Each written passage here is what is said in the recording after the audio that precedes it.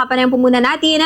Ito si Sir Roberto Balion, ang siya pong chairperson ng Katipunan ng mga Artisanong Mangingisda sa Pilipinas. Magandang gabi po sa inyo, sir. Welcome po sa ating program. Si Bombo Marian po ito. Magandang gabi po, Sir Robert. Magandang gabi sa inyo, Kabombo Marian, at sa buong Bombo Radio ng Dagupan at sa lahat ng mga nakikinig sa napakalakas na Bombo Radio ng Dagupan. Sa ating mga kababayan, lalong-lalo sa ating mga mangingisda, magandang gabi po sa ating lahat. Ayun po, magandang gabi rin po sa inyo, sir, at maraming salamat po, Sir Roberto, sa pagpapaunlak po ninyo ngayong gabi ng panayam. Dahil ito po muna, siguro talakayin po muna natin yung mga issue na kinakarap sa ngayon. Before po, of course, pag-usapan mamaya, sir, itong kinabilangan po ninyong itong Poverty Summit, may kaugnayan po doon. Siguro una muna, sir, ito kamustahin po natin ang mga mangingisda dahil tila marami po sa ngayon nalilimitahan po yung pagpapalaot dahil po sa walang humpay po na pagtaas po sa presyo po ng petrolyo, sir. Oo nga.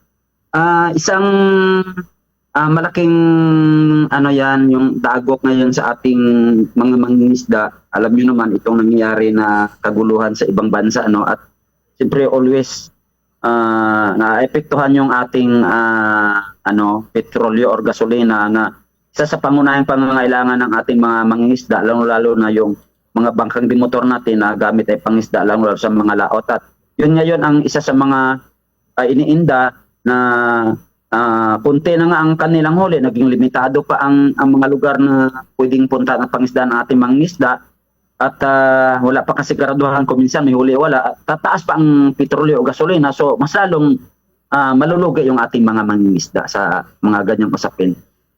Okay po. Ito, tanong lang din natin, Sir Roberto, bilang isa rin po sa mga mangingisda. Magkano po ba kadalasan yung nagagastos ng mga mangingisda po kapag pumapalaot, nagagastos po para sa pagbili po ng mga petrolyo or itong gasolina, sir? Depende po yan sa sa mga klase ng pangisdaan at depende po sa layo ng kanilang pinangingisdaan.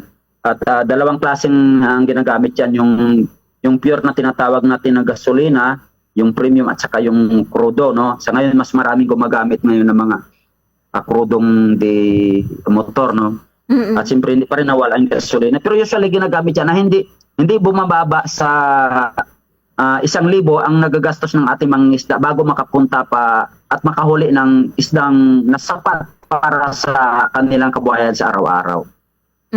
Okay po. Pero malaki talaga sir, yung naging impact din nito, yung walang humpay na talagang pagtaas po ng presyo ng petrolyo. At eto nga, may mga nangangamba pa po na posibleng pagtaas pa, sir.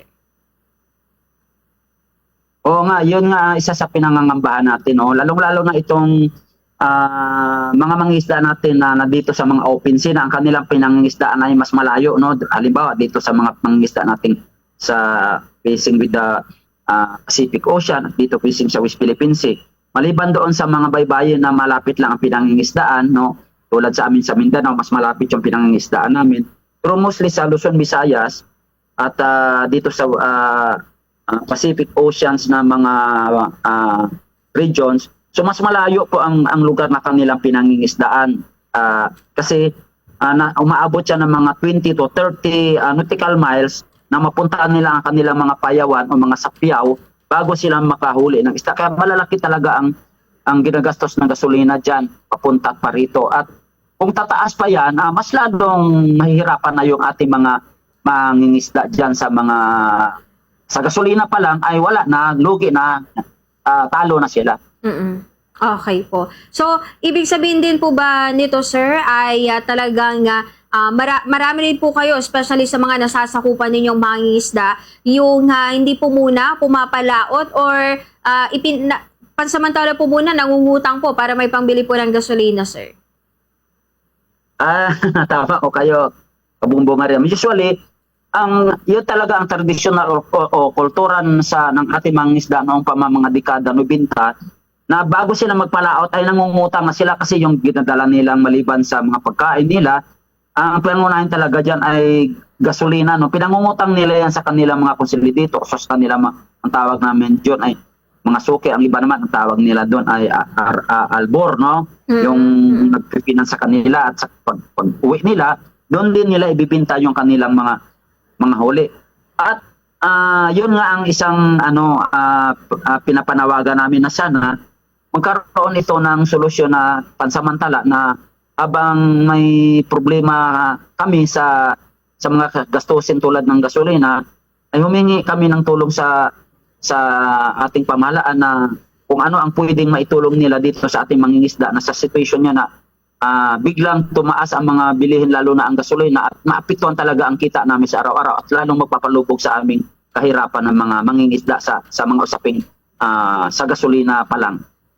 Okay po. So, sa parte naman po ninyo, Sir Roberto, kayo po ba ay medyo talagang dismayado na hindi po matutuloy na yung pamamahagi po ng fuel subsidy po ng pamahalaan, sir?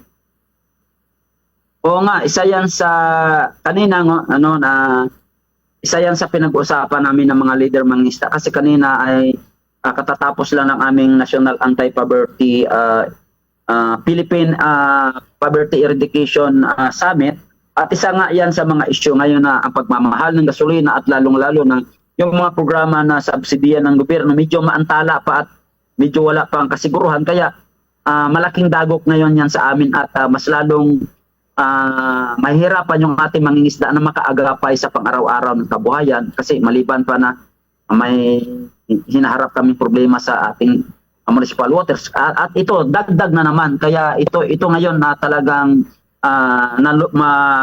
nalulumo at napakahirap ng aming kalagayan bilang mga lalong-lalo na kami yung mga artisan na mangingisda o mga maliliit na mangingisda sa ating bansa. Okay po. At dahil nabanggit nyo na nga po, Sir Roberto, baka mabigyan nyo na rin po kami ng mga dagdag na detalye dito nga po sa Philippine Poverty Reduction Summit 2025. Kung sino-sino yung mga kasama po ninyo dito na mga participants, sir, at ano yung mga pangunahing naging layunin po nitong nasabing summit na ito, sir? Tama kayo ka sa Kabombo Marian. Taon-taon ang ating National Anti-Poverty Commission or naayon sa ating batas na Republic Act 11291 or Magna Carta of the Poor na inaatasan yung ating mga lahat ng ahensya ng gobyerno at least itong 27 line agencies of the government at mainly dito yung ating DA, DILG at iba pang mga kasi kami mangingisda, so ang namin na partners dito ay DAP, PAR, SWD, at iba pang mga relevant na sektor. So, taon-taon ginaganap itong summit na ito at ang pinag-uusapan dito, palaging hina-highlights, paano ba magtulungan kaming mga mangingisda, kaming mga basic sector, itong 14 basic sector na ito, isa dito yung mga mangingisda, magsasaka, mga urban poor, mga rural poor, mga ating mga PWD, mga senior citizen, mga children, mga kabataan, kababaihan at iba pang mga marginalized sector o yung nagrepresenta ng ating mga mahirap na sektor sa bansa. Kaya tinatawag kami National Anti-Poverty Commission, National Council. Ako bilang leader de mangingisda, so membro din ako dito.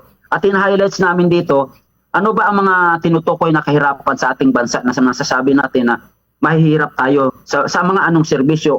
Una dito yung quality education, yung health, yung food security, yung trabaho at kasama na doon yung pagkain, no? Yun ang pinag-uusapan sa palagi sa summit yung basic sector na 14 basic sector na kasama dito sa National Anti-Poverty Commission. Kami yung nagbibigay ng ulat, kami yung nagbibigay ng mga suggestion paano tutugunan ng ating gobyerno sa magitan ng mga line agencies na binabanggit natin itong 27 line agencies na sila yung inaatasan na sila yung mag-i-implement ng mga batas na nanggagaling sa aming mga sektor na siya yung tutugon sa pangangailangan para maahon kami sa kahirapan. Yun po yung pinag-uusapan. Okay po. At siguro ano naman Sir Roberto, ano yung pinaka parang take away po ninyo doon sa naganap na summit na talagang masasabi po ninyo may apply po ninyo of course sa inyo pong mga pinamumunuan po na mga samahan o group of organisasyon, sir? Highlighting the marginalized fisher folk or the artisanal fisher folk o yung mga maliit natin mangingisda. Isa dito ang sinusulong talaga namin yung resettlement or housing, no? Decent housing. Hindi lang basta bahay, kung hindi yung ang panawagan namin sa gobyerno na sinusulong namin talaga maliban doon sa mga iba pang usapin na serbisyo, pabahay, no? Yung resettlement. At ang aming panawagan sa gobyerno o dinudulog ay yung pabahay na hindi malayo sa aming kabuhayan.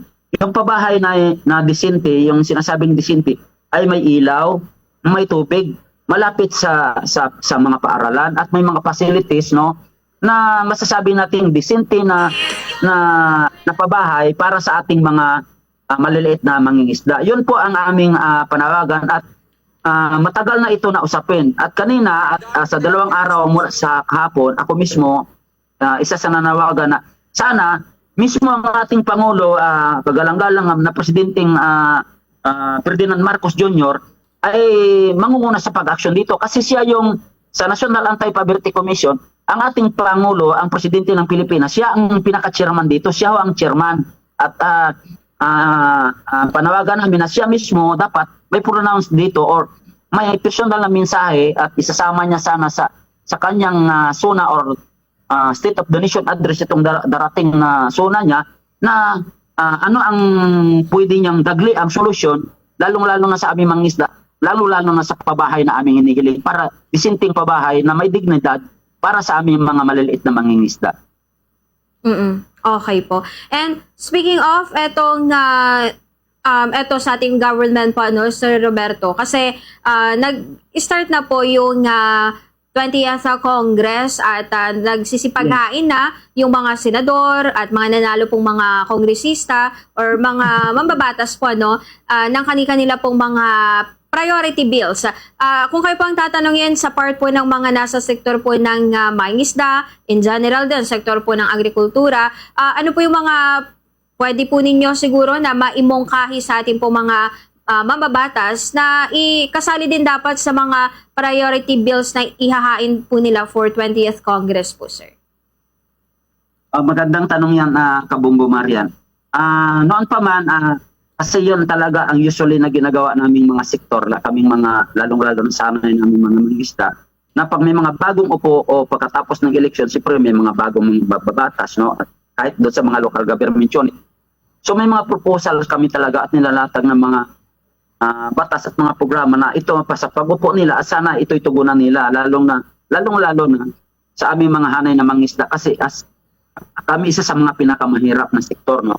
So isa dito na sana dito sa Congress at Senado ang una namin nilalatag at mayroon na doon na isubmit namin yung Department of Fisheries, sana maisulong na yan, no.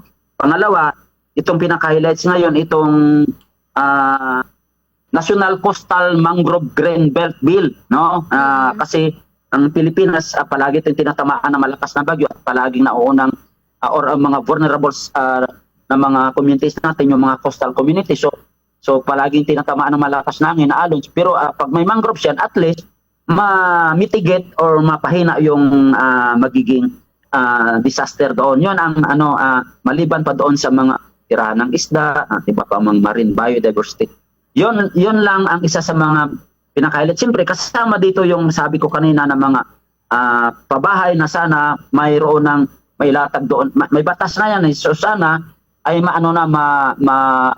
ma-approve or maisulong na yung batas na yan na mabigyan na ng mga solusyon o ma-implement na yan yung mga programang sinusulong namin. Yun ang mga pinaka-una highlights namin mga batas na sinulong itong pagdating ng 20th Congress na ito.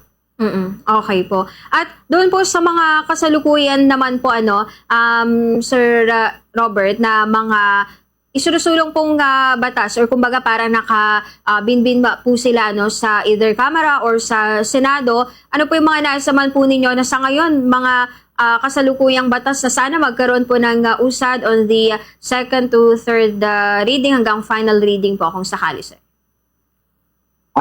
Sabi ko nga una-una ay may mga sinusulong kaming batas namin sa first reading at may mga nasa second reading na yung Department of Fisheries para mabigyan talaga ng concentration yung pangunahing programa batas para sa pangisdaan na pagsulong ng pangisdaan. Hindi lang yung ibig sabihin nito, hindi lang yung ating pangisdaan na nangingisda tayo, yung tinatawag na capture fisheries, kasama din dito yung ating aquaculture at industry, no, at mga po-service on fisheries sector, kasama yan, no. At gusto na ang hangad namin na sana maisulong na ito at alam niyo naman na bilang Pilipinas, we are an archipelagic country o nakaisla-isla tayo. So mas malawak ang ating katubigan kaysa lupa. At ang fisheries isa sa mga pangunahing nagbibigay ng mga trabaho at pagkain at kabuhayan sa ating mga Pilipino. At least sabi ng ating PSC sa nagsusulong yung data natin, at least nasa more or less 60% ng ating mga Pilipino ay ang kanilang kabuhayan ay may kinalaman sa ating karagatan o sa ating pangisdaan. Kaya mahalaga na maisulo yung Departamento of Fisheries para mabigyan siya ng focus na mas malaking pondo para masikaso yung ating pangisdaan. Yan lang muna yung isa sa mga nabinbin na naisulong doon. Yung coastal mangrove greenbelt, isusulong pa namin yan at panawagan namin sa Pangulo, sana maisama niya sa kanyang priority na executive order or maisulong na maisabatas. Okay po. So siguro, panghuli po, Sir Roberto, baka may mga dagdag pa kayong mga panawagan or abiso mula po sa mga kapwa po ninyo mga mangingisda, sir.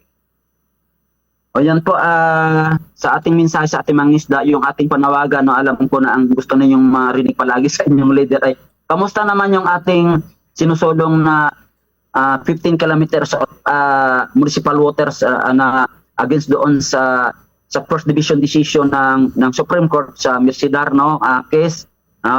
So sa ngayon patuloy yung ating pakipaglaban at kanina nga nabanggit ng isang gobernador, no, kundi ako nakamali mula sa Quirino na sila din ay may sinusulong na mga petition na para ma-actionan at ma-reverse ang decision ng first division na para hindi na tuluyang maging batas yung papasokin yung mga commercial fishing sector sa ating municipal waters.